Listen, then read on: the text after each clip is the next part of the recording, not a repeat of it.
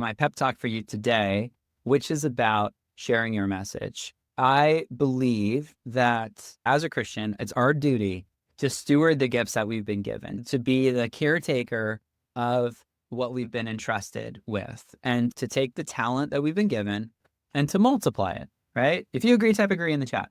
My job in life is to figure out why I'm here and to live it out every day and to live out my purpose and to use the gifting that God has given me. So you look at your gifts, you look at your talents, you look at your relationships, you look at your opportunity, you look at where you're born, where you live, where you go to church. So you look at all of that and you just ask, how can I be the best steward of these resources? Because you've been given so much. And the Bible verse says, to him who's given much, much is required. And if you're on a Zoom call, you've been given a lot, right? You agree? If you are on the internet right now, you've been given a lot. If you were able to figure out the tuition in Hope Books, come on, you've been given, that's a big investment. You have been given a lot. And so I'm just approaching this from the perspective of responsibility of being a good steward with what we've been given. So every generation has different opportunity, and you are the 2025 generation. And I just happen to have the personal perspective that this is the greatest time in the history of the world to be alive. Like maybe when Jesus was walking on earth, maybe that was a little better. But other than that, this is the greatest time in the history of the world to be alive. And to look at the tools that we have, to the hope that we have, is absolutely incredible. So I'm going to go a little bit of history here, okay? I want you to picture and again, I'm kind of approaching from a faith-based perspective, and I think it'll really land. If you had a message that was important to share, you had certain resources way back in the Old Testament, right? So you think about Moses. What tools did Moses have to share his story, to share his message? Type in the chat. What tools did he have to share his story?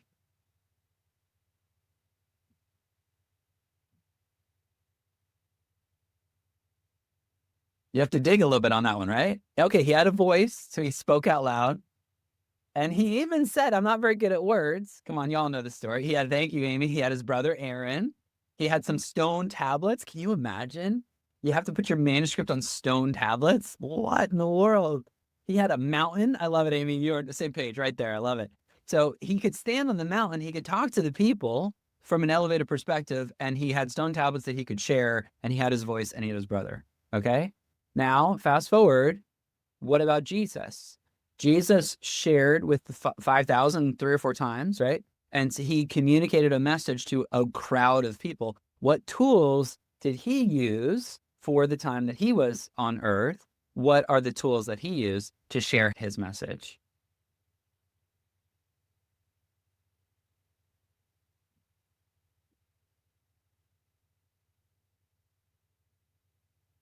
I guess I'm kind of talking about the technology. Maybe that make a little bit more sense. Yeah, there you go. Angela says he had a boat. Okay. So he could go on the boat and he could talk to the people. And because of the way the water works, and we have a place on a lake.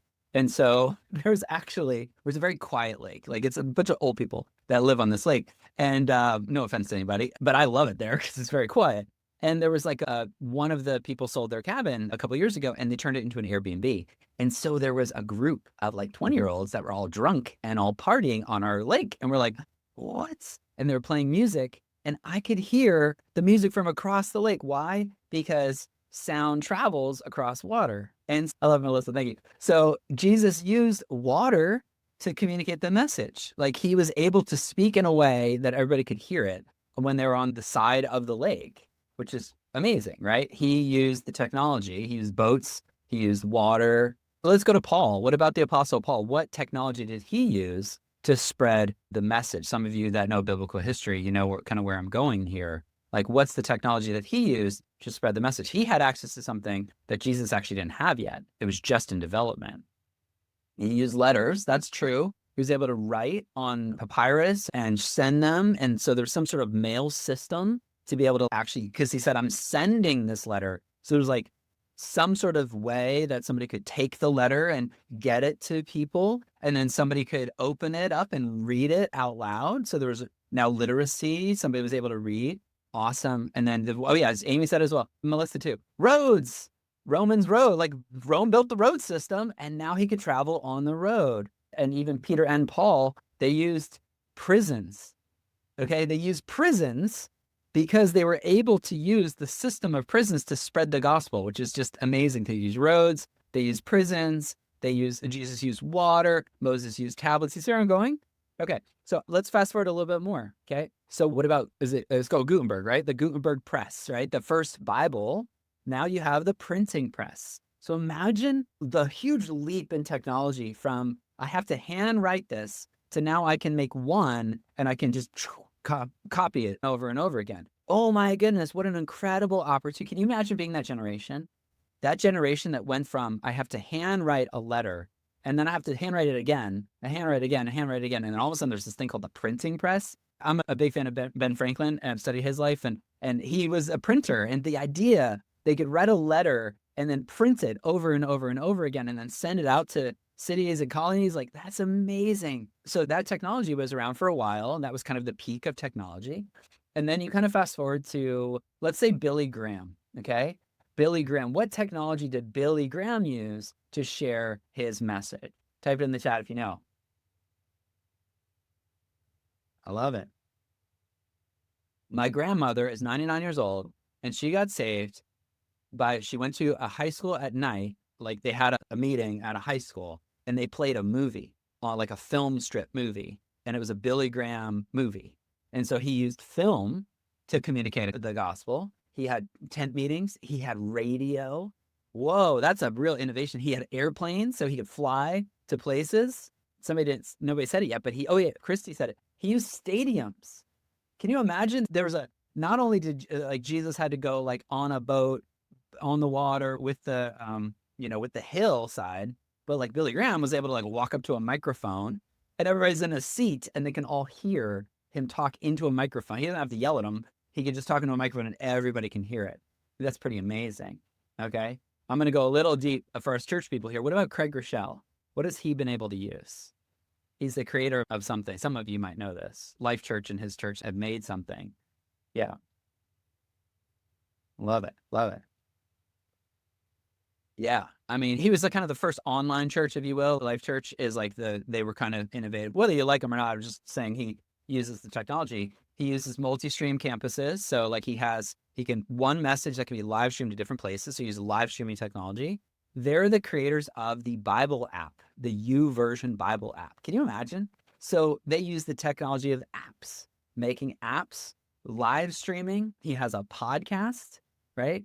Yeah, like that's crazy and amazing. Like to go all the way back to our history of it used to take a voice and a mountain, and now you have podcasts. And nobody said this yet, but like, or some people said social media. I mean, can you imagine? Could you just imagine being Billy Graham? Okay. He may have seen this. I mean, he passed away a few years ago, but can you imagine showing this to him and going, Billy, one day you're going to be able to just do this. Like you're going to be able to hold up this piece of metal and glass, look at it, say something to it, press a button, and anyone in the entire world can watch it live. I think he'd first ask, how much does that cost? Type in the chat. How much does it cost for me right now to press a button and go live on Facebook right now? How much does it cost me if I did that right now? It's like $3,000, right? I would pay $3,000 to be able to go live and spread a message across the world, especially like the gospel. Like that'd be worth it. But how much is it right now? Come on, y'all. It's free. It's free. You getting this? Did it hit you? It's free. So, I'm a Bible guy and I believe what the Bible says. And it says because we're surrounded by a great cloud of witnesses, right? So I actually think, this is my theology, and my father-in-law agrees with me, so I'll go there because he's like preacher guy. Can you imagine the Apostle Paul or Billy Graham? Craig Rochelle's still around, but like, can you imagine people from the past Amy Carmichael, looking at us right now and going, you have Instagram and you're not using it? What? You can go live on Facebook and you're not sharing the hope that you have? What? You have 2,000 people who have clicked friend. They want to hear from you. They said, I want to be your friend. And you accepted their friend request. They literally are saying, Jess, please, I want to hear your message. I want to be your friend. And we're afraid to share an update with them. We're afraid to tell them about our book. They're our friends. They want to hear about our book. So I want to encourage you to be the best steward of the resources that you have, because to him who's given much, much is required. Oh, can we go there? Who needs a little bit of tough love today? Give me a little thumbs up if you're ready for some tough love. It doesn't say optional. It doesn't say if you feel like it. It says to him who's given much is required. Is it too bold to say, if you have a message of hope, you have to use social media? It is required. Oh, that feels a little bold, Brian. I don't like social media. Well, I don't think Paul liked prison. I don't think that Jesus loved not having a house. I don't think he loved having to always stay at somebody else's house. Some of us have done that in ministry when you travel and you have to get billeted and you stay at different people's houses. It's not convenient. And we're complaining about pressing a button. Come on. Carrie Watts, you with me, right? You with me? Come on. Okay. So with that being said, what do we do? How do we use this tool that we have? I think first, everything stems from belief, right? The only reason we do anything is because we believe. We believe that it's worth it. We believe that it's important. We believe that it fits our worldview. That's the only reason why we do anything, is because we think it's going to work. Why would we do it if you're hungry? You go to a restaurant, you assume they're going to be open. You don't go to a closed restaurant thinking you're going to get food, right? You use something because you believe it's going to work. So, is it true that if you post something online, that at least one person will see it? I think it's true. And on average, Colleen, if you post something right now, you'll probably have 5 people see it. Maybe 30 people see it. And so that's how I think about social media. I think about it like a love letter to a friend. So the unlock for me that has really changed the way I think about social media is I don't think about it as I'm talking to a lot of people. I'm talking to a crowd. I have to think about one person.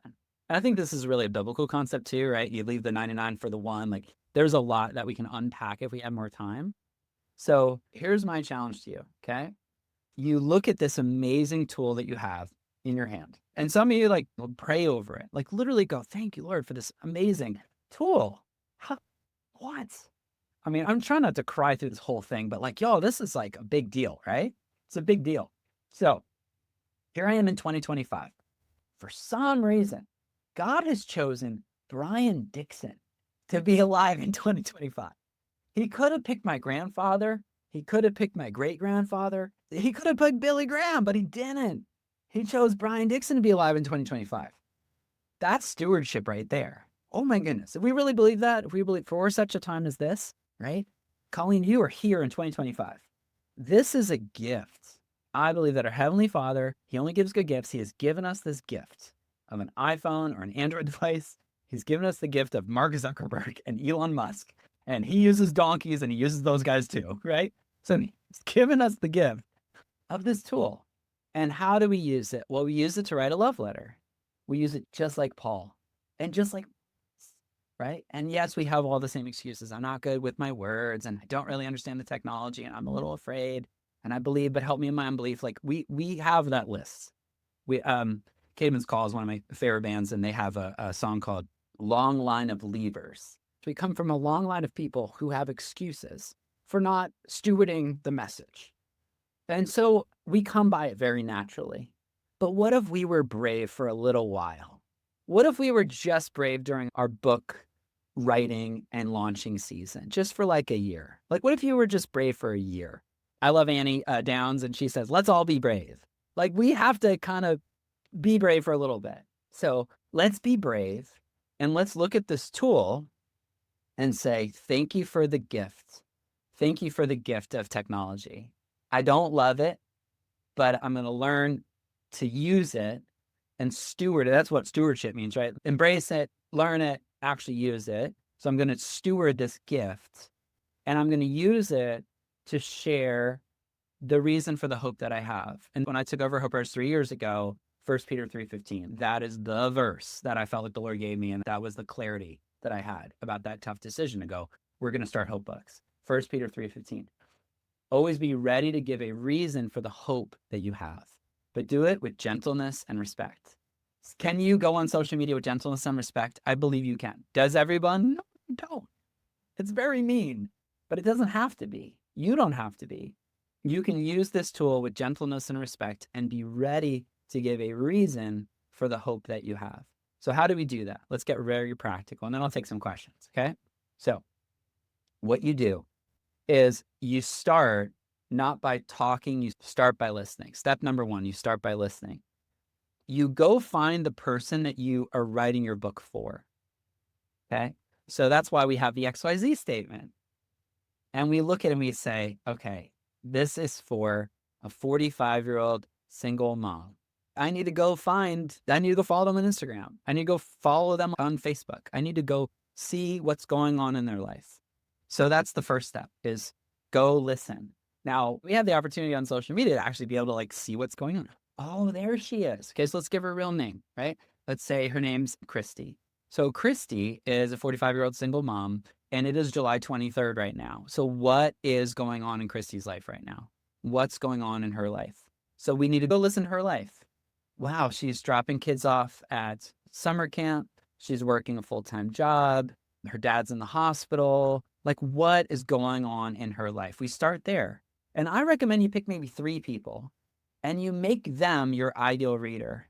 And you go pay attention to their life. When you go on social media, don't let the algorithm tell you what to pay attention to, because it'll just be outrage culture.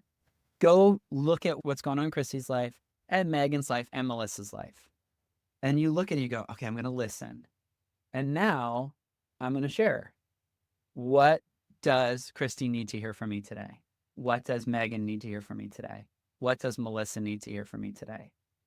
You do it through the lens of your transformational tale. You go, oh, she's stuck right now. And I teach her how to not be stuck. So how can I meet her where she is? And so you write her a love note. You write her a personal note. You say, dear Christy, I know that being a single mom with kids in camp and working full time, and that can be really hard. Like, I know the summer is actually the hardest time in your life. And as someone who's lived through that process, like, I have a little bit of encouragement for you. Here's what's worked for me. I mean, you could teach her something, but I don't think you start by teaching, right? I think you start by connecting and sharing and relating and saying, you know, when I was a 45-year-old single mom, like, here's a couple of things that I learned that were really helpful. And it's, and what's the one thing? I mean, the one thing is, between work and picking up the kids, I realized that I need to have a parking lot moment. Like, I need to take about 5 minutes in the parking lot to just breathe and to pray. And I had a little rhythm, just a little kind of mom reset, because I wanted to show up for work and I also want to show up for my kids, and they needed a transition. And so that's the message to her, is you need a little transition. You just need a little bit of 5 minutes. So here's what worked for me, right? That's the message. So you write it to her. You say, dear Christy, I've been where you are. This is what it feels like. It's not easy. And here's something that worked for me. And then you take that, type it up, clean it up. And then you go where she hangs out. Where does she hang out? Does she go on Instagram? Does she go on Facebook? Does she go on TikTok? Where does she go to escape? She's going in one of those 3 places. So she opens up her iPad at night. She looks on her day and she's just having a rough time. And then she starts flicking through it and, oh, that's crazy news. Oh, that crazy thing. Oh, that was kind of funny. And then she sees a message that feels like it's written directly to her. It feels like it's written directly to her. And she reads it. Maybe it has a nice picture, but maybe it doesn't. Maybe it's just words. And she reads it and she goes, oh my goodness, this person understands me.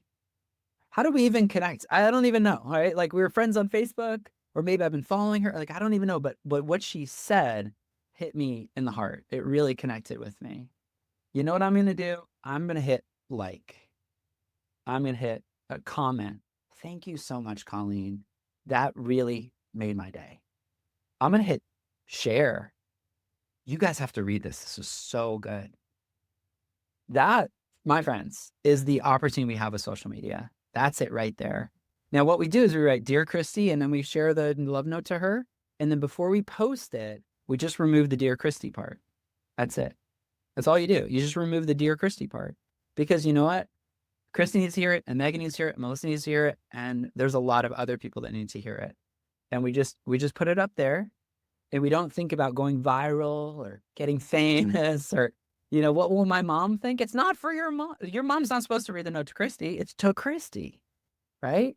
And what if she accidentally sees it? I left it out on my coffee table. You know what? No big deal. It's not for her. So I can't post on social media for my pastor because my pastor is not my audience. I can't post on social media for my dad because my dad is not my audience. So if they have opinions about my note to Christy, all right, it's not for you. So if I talk about my bipolar over and over again on Facebook, and somebody's like, you just talk about bipolar all the time. Why don't you talk about anything else? Because it's not for you. It's for Megan, who doesn't believe that there's any answer at all. And she is fighting this Goliath in her life. And then somewhere in there, you mention your book. You say, this story is actually going to be in my book that's coming out, right? If this helps you, I'd love you to join my private Facebook group where these are going to be readers of my book, right? But it doesn't start with your book. So this is step 3. Okay. So listen, step 1, write her love note, step 2, and give her a next step. Give her the action step. Let her know how she can get involved. Because if she read your message and it connected with her, she's going to get fired up, right? Her tears are going to well up. She's going to say, I needed to hear this, and I know someone else that needed to hear this. And so you can literally end your letter to her and just say, if this helped you and you know somebody else needs to hear this, and then give her something to do. Comment me or message me or send me a message. I would love some help in getting this message out. So that's really the way that I try to think about social media. It's not like I'm writing for masses. I'm just writing one message to one person. And anytime I go off track there, I go, oh, wait a second. I just got to kind of pull that in a little bit. This is the one person I'm trying to write for. Okay. Are y'all with me? Does this make sense? I know I kind of went deep there. All the gimmicks and all the strategy and all the paid consultants and all the marketing strategists, like I didn't say any of that. I think the thing that makes the most sense today is just connecting to that one person. And it's just going to shine through. It's going to shine through. Okay. Total side tangent. It's going to feel really unrelated, but I just want you to see the power of the world that we live in today. Raise your hand if you heard about the couple at the Coldplay concert. Come on. See? I mean, can you imagine that? It's so crazy. Like this real private thing, all of a sudden the entire world knows about, or like 90% of you raise your hand. So I just want you to see the power of the tool that we have. Now, obviously, right, like a car accident attracts people to look. And so generally, it leads. Right? If it's tragic, people want to talk about it. So your message might not be tragic, but it doesn't have to be, because it doesn't have to connect with 1,000 people or 10,000 people. It's just for Christy. And if 5 Christians read it, way to go. That's awesome. Thank you, Lord. Thank you, Mark Zuckerberg. Thank you, Elon Musk. Who cares? But you're being faithful with the message that you have. And all you're doing is by sharing it. And that's it. And what happens is, as you share it, you're just going to get better at sharing it. You're just going to get better at writing that note. You're just going to, you know what? I have found that if I don't have like a question at the beginning, nobody really reads it. Well, then add a question, and over time, you'll get a little better at it. But it's not really about going from it's not about getting an A+. It's about actually just taking the class, like just showing up, right? If you post once and then you post another time and then you post another time, over time, you start to get better at it. But you kind of have to do it a bunch. But okay, so that's kind of all I needed to say today. I want to answer questions. Feel free to put them in the chat. or if you want to unmute, that would be great too. So Abigail, yes, all your posts are written to one person. I really believe that. I think, especially because you're writing a book, right? If you are in a season of waiting for your next message and you're not really sure what you're supposed to talk about yet, just do whatever you want.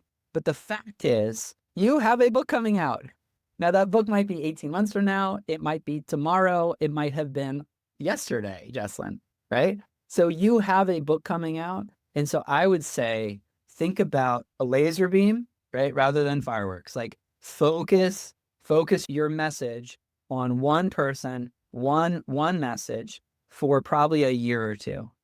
And it's just so amazing because I have done this, right? I literally had a coaching call yesterday, and the guy who lives in the Netherlands, that's crazy. He said to me, I really struggle with my message because I like this and I like this and I like this, right? He said, and I thought about my book and I said, there's only one person that comes to mind. It's Brian. Brian's the book guy. I was like, yes. How does he know? Because I just talk about books online. Like like 95% of what I talk about online is just books. Every once in a while, my family will leak out or something news related will leak out, but 95% of the time, it's just about books. And so for you, it's just about mental health. For you, it's just about anxiety. For you, it's just about abortion. Like, just go there. And you know what? Most people are going to be like, that's for Christy. That's not for me. And that's totally fine. But everyone knows a Christy. And so when I read something and it's like, oh, this is the mom survival guide, I'm like, I'm not a mom, but you know what? Share. Hey, Julie, check this out. This looks kind of awesome. And so everybody on social media is either an ideal reader or they know an ideal reader. So give them the tool to share it with the ideal reader. That's the social part of the media. Yeah. Jane says, could you speak to what to do when another person steals your words? You know what? This actually happens. It happened 3 or 4 times in the Bible. And so I'd go back, maybe do a little ChatGPT and say, what are the 3 times in the Bible where somebody stole the words? The way they approached it was very interesting. They corrected their theology. So they said, hey, this isn't the way to say it. That was one of them. It was Priscilla and Aquila did that. Somebody was teaching and they were doing great, but they were sharing some of them was not quite right. And so they took them aside and had a conversation, kind of Matthew 18 principle. They took them aside, had a conversation, and they corrected him, and then they blessed him to keep going on. There was somebody else, I can't remember all the scripture references, but somebody else was preaching, and I think it was Jesus, who was like, if they're just preaching my name, that's great. I look at it like, hey, what's the worst that can happen? Somebody else is hearing more hope. It's not that bad. So you will have imitators. You will have people that copy your stuff. The professional, I think, way to approach it is you look at it and you go, hey, is this helping people? Is it getting the message out? That's good. But also I want to make sure that I still have like my intellectual property. And, you know, I want to know that like, this is my trademarked content. You know, when you publish with Hope Books, it's your copyrighted book, like it's your words. And so that means you might need to get some help from a professional. So let's say I write a post. That's your question, right? So Jane, I write a post. This happened 3 days ago. Somebody sent me a message and somebody made a fake account and it's all my photos. It's like 7 of my photos, but it's like, you know, Ronnie Anderson. I was like, what's so weird? Usually it dies, you know, usually the person that's copying, they stop it just doesn't work. And so usually I just ignore it. Second is I have people report it. So you can have people report it and flag the content as not original or they're impersonating. And I've been impersonated so many times and you just get enough people to flag it and Facebook has a algorithm and they'll just take it down. You could try messaging them and saying, hey, this is my content. And then a worst case scenario, you need to get an attorney involved. But it happens so rarely that, you know, when it comes to, you just got to work with a professional. I think it's just part of the cost of business is that every once in a while, you'll have to get some help with that. Okay. But don't let the potential of that rob your joy and steal the opportunity of sharing. It's so rare. Y'all, if you look at my Instagram, I've literally posted like, I think it's probably 10,000 times now. And I've only been stolen from maybe 8. It's so small. It's not even worth talking about, right? And some of my most famous clients I've worked with through the years who have millions of followers, it's very rare that somebody will steal their stuff because usually they do it for 2 or 3 days and then it doesn't work and then they just move on. And so I think it's usually kind of an ignore thing. Okay. Other questions that you have? Yeah, honestly, that's very normal. I read my own posts and I find the spelling mistakes from after I post. right? Yeah. And you know what? Preach to yourself, right? Sometimes the words that you're writing, you actually need to read over and over again. If you really want to learn something, write it. And there's something about posting it that really solidifies what you believe. And sometimes I post this stuff and a day later, I'm like, I actually didn't mean it quite that way. Guess what? There's an edit button, or you can make it private or delete it. It's not the end of the world. The Facebook posts, they are only around for a little bit of time. Yeah. Favorite platform. My favorite platform is where you guys hang out. I love connecting with authors. I love connecting with hope-filled messengers. And so it just does seem that Facebook is where the majority of you hang out. Like, raise your hand if you have logged into Facebook at least once today. You've already gone to Facebook today. Okay, raise your hand if it was before 10 a.m. Okay, raise your hand if it was like one of the first 3 things you did in the morning. Okay, yes. Raise your hand if you went to TikTok today. There you go. Okay, raise your hand if you went to LinkedIn today. There you go. Jessa just launched a book, so she's going on all the platforms right now. Okay. Thanks, Melissa. Melissa went on the Facebook during our call. So I was just to say, go where the people are. A great example. We didn't cover this one, but Paul went to Mars Hill. He went to Areopagus. And it was great. And then they have all the statues and they debate about religion and stuff like that. And like, he went there because that's where people hang out. So go to where the people are. At least this generation currently is going on to Facebook. If you're like, I'm writing a book for 20-year-olds, it's probably not Facebook. So figure out who is it that you're writing for and go where they're hanging out.